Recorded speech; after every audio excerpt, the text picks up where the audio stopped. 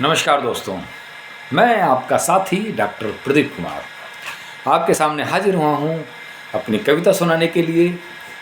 लिखी थी मैंने 8 नवंबर 2011 में।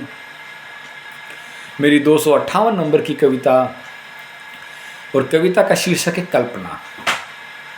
कविताएं दरअसल कल्पना से ही जुड़ी होती हैं, तो कल्पना को कवि कविता के माध्यम से साकार करता है। तो इस कविता का शीर्षक भी कल्पना है।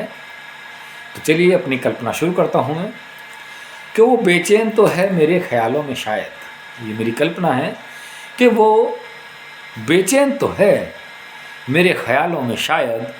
उसकी आँखों में एक शिकायत भी है कि वो बेचैन तो है मेरे ख्यालों में शायद, लेकिन उसकी आँखों में एक शिकायत भी है।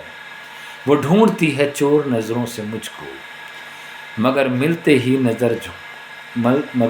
नज़र पल के झुकाती है। और मुझे देख कर आती है उसके चेहरे पर मुस्कान, और मुझे खोकर वो बेचैन भी हो जाती है। आता है मज़ा मुझे भी आँख मिचोली में, सुकून भी मिलता है उसको सताने में।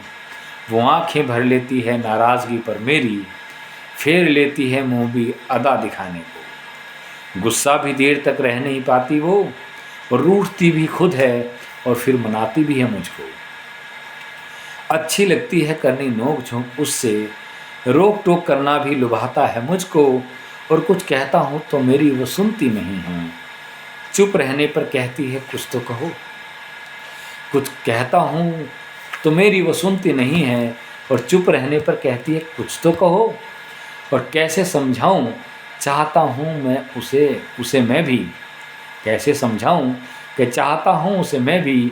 कैसे पहचानेगी मेरी नज़रों की भाषा को।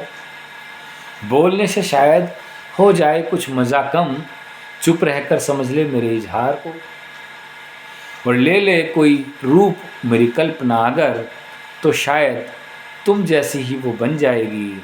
और मेरे जीवन की एक अलग कल्पना हो तुम, किसकी तलाश है पड़ती फिर मुझे। मेरे जीवन की एक अलग कल्पना हो तुम, किसकी तलाश है प्रदीप फिर मुझे।